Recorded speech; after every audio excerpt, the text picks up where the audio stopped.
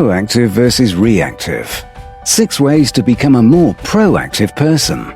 When it comes to taking a leadership role in your life, your outlook makes all of the difference. There are 2 prominent mindsets when it comes to dealing with the trials and tribulations of life: proactive and reactive. So, which category do you fall into? Today we're going to compare the 2 mindsets so that you know a little more about them and why it's so important to be a little bit more proactive in your dealings in life rather than simply reactive. Let's start off by clarifying the differences: a proactive mentality versus a reactive mentality. A proactive mentality prepares for challenges, while a reactive mentality simply takes them on as they come. The biggest problem is that if you only react when your problem is at your doorstep, eventually you're going to get a big one knocking at your door and you won't be ready. Being proactive doesn't mean that you can predict every crisis. Rather, it is a means of understanding all of the resources around you and taking an active role in preventing said crisis. This is useful in life, especially at the workplace. So, how does one become more proactive? Let's take a look at a few habits which you can develop that will help you steer against the coming tides and occasional tsunamis of life. See things from above. Marcus Aurelius, famous emperor and practicing Stoic, had a little exercise that helped him to keep perspective with his overwhelming responsibilities. This thing was called seeing things from above. The practice was a simple visualization where one could put themselves in perspective by viewing what we call the bigger picture. The goal was to help Marcus to center himself by realizing that his place in the world was ultimately very small when compared to the rest of its workings.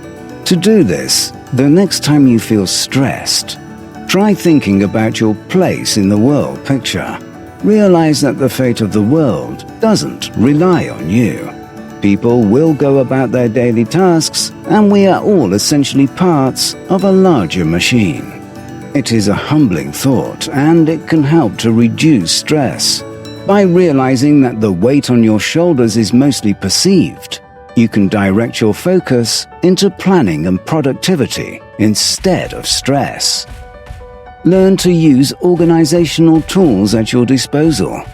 Organization is a great way to be proactive.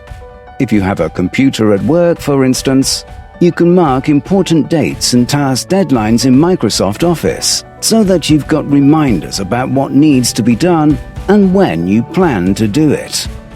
It takes a few minutes at the beginning of the week to do, but this takes an enormous amount of stress away because you'll have frequent reminders to ensure the less important tasks get done and you can focus on the critical tasks. Prioritize your tasks. This leads us to a skill that every proactive person needs to develop. Learn to prioritize your tasks. Typically, your workload is going to consist of 80% of things that need to be done and around 20% of critical tasks. By deciding which is most important, you can knock off those tasks first and then blaze through the minor tasks which are already familiar and easy to you. This simple habit greatly increases productivity and a proactive mindset. Break large tasks up into little ones. You can worry and fret over large tasks, or you can get proactive by breaking them down into small, achievable milestones. It might take a few minutes to do, but even the largest task can be simplified if you take a step back and break it down into its parts.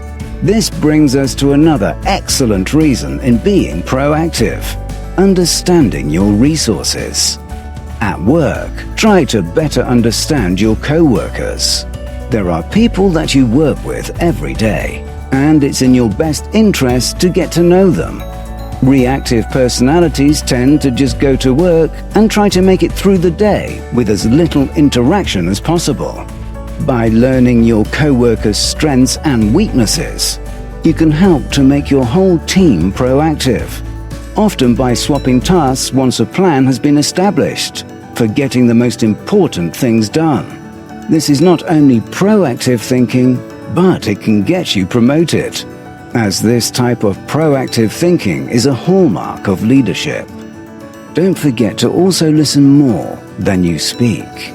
You aren't the only one with good ideas, and part of structuring an aggressive plan for success is the ability to take input, especially when it's good. Don't be jealous if someone else has a great idea. Be smart and proactive by using it to your advantage. Learn to delegate. Once you understand your coworkers a little better, then you are prepared to put some of the previous tips into a little proactive use. You've organized your workload. You've broken down larger tasks into smaller, more manageable ones. Now it's time to delegate.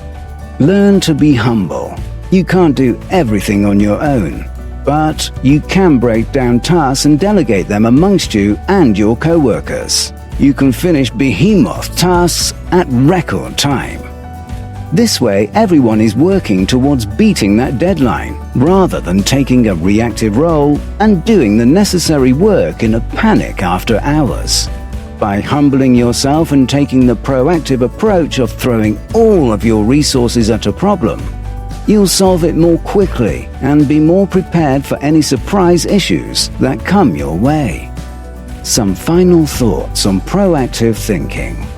As you can see, by organizing yourself and thinking proactively in preparation for a crisis, you are better equipped to push on through the next challenge. While reactive thinking can help in a crisis, it's much easier to put a few basic plans into place. So, look at the big picture, break down big tasks into easily digestible chunks, and learn to use the resources at your disposal. Simply put, try averting the crisis instead of simply trying to survive it. You'll be amazed at the difference that this proactive outlook can make.